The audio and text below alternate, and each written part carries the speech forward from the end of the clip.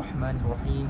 Innal hamdalillah wa nasta'inuhu wa nastaghfiruhu wa na'udzu billahi min syururina wa min sayyiati a'malina. May yahdihillahu fala mudhillalah wa may yudlil fala hadiyalah.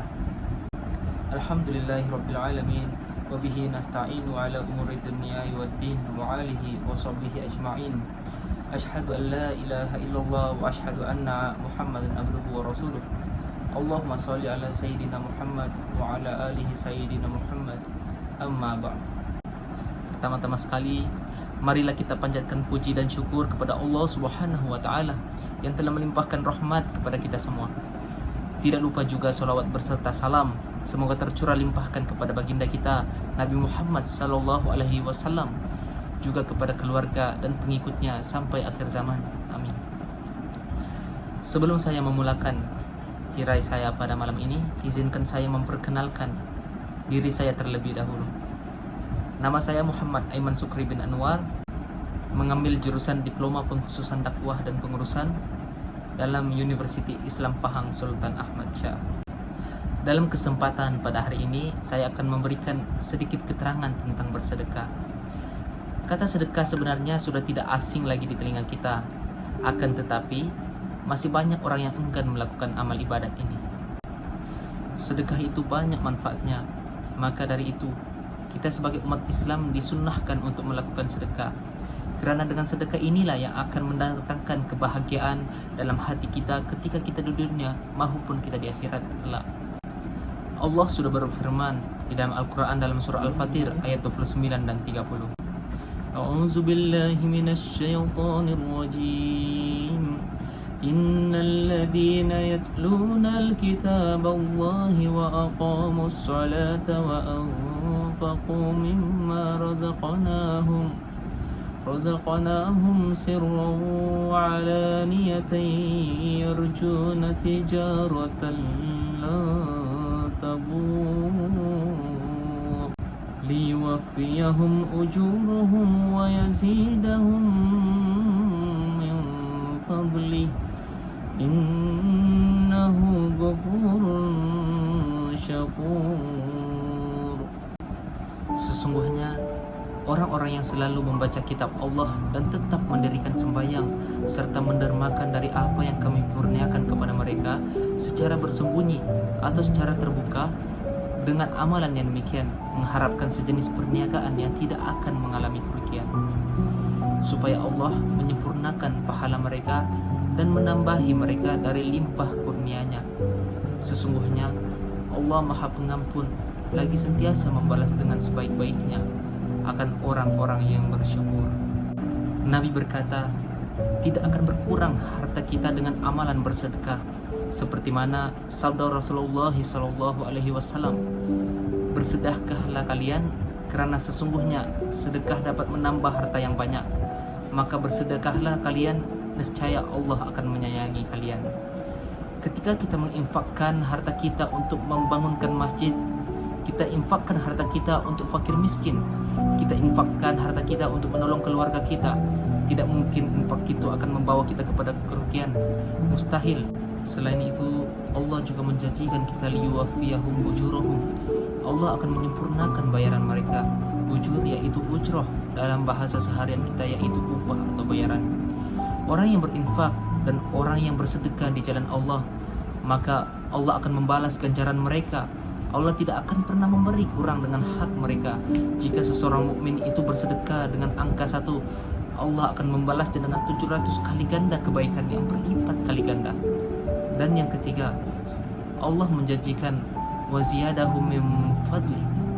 Allah akan menambahkan mereka fadlun, yaitu kurnia-Nya yang tidak disebutkan secara spesifik, dan ini akan memberikan kejutan kepada kita semua.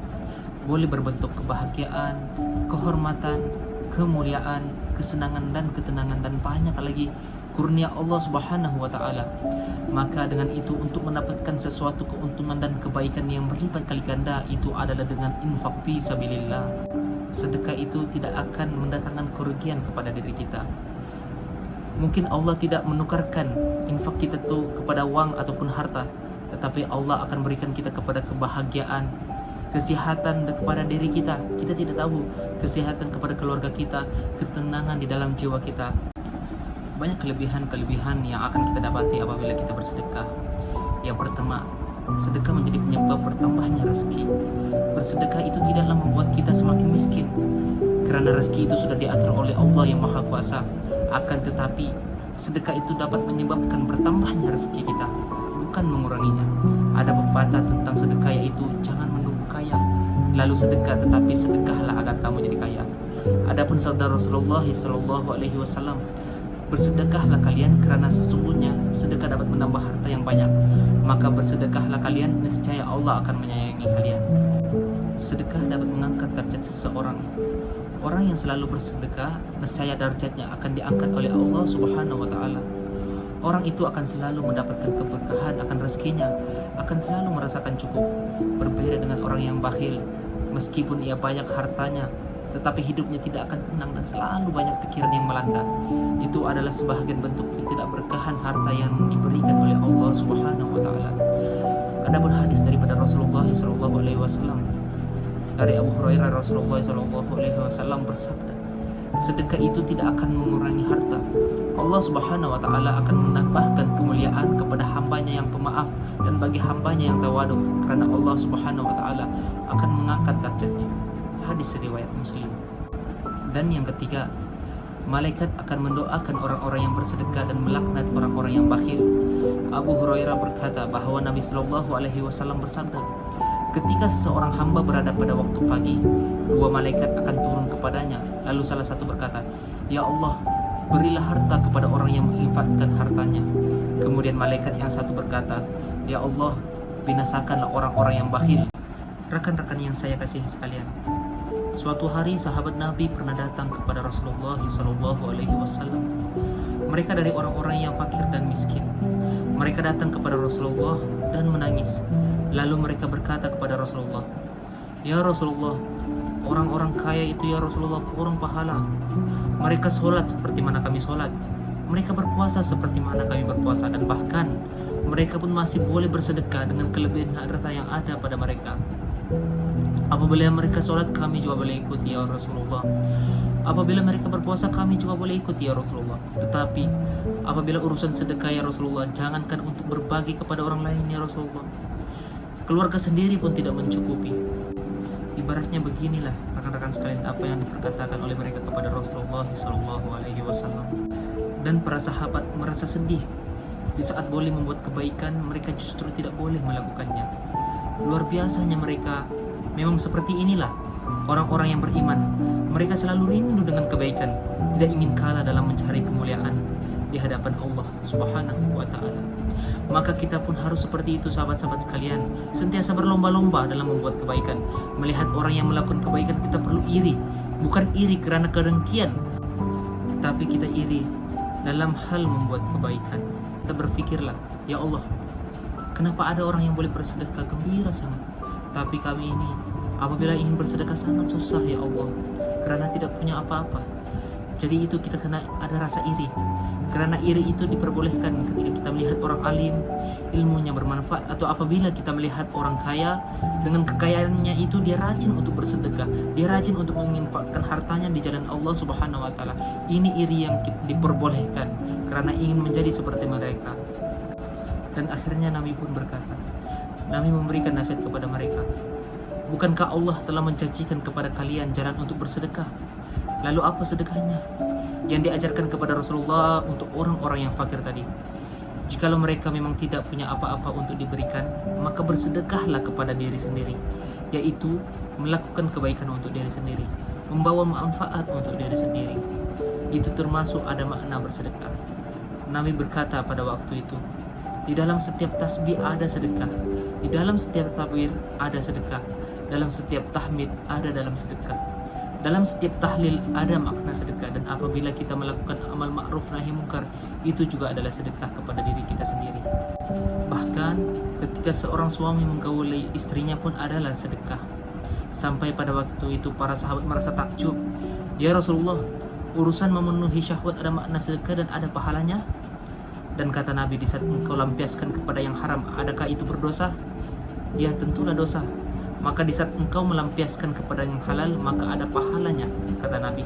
Ada makna sedekah apabila kita melakukan kebaikan kepada diri sendiri. Jadi sedekah itu maknanya sangat luas, sangat besar konsepnya.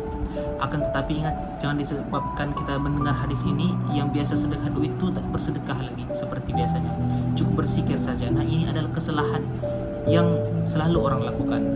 Hal ini adalah untuk orang-orang yang tidak berkongsi rezeki, tidak bisa berkongsi rezeki dengan hartanya karena tidak kemampuannya, tidak mampu untuk memberikan hartanya kepada orang lain.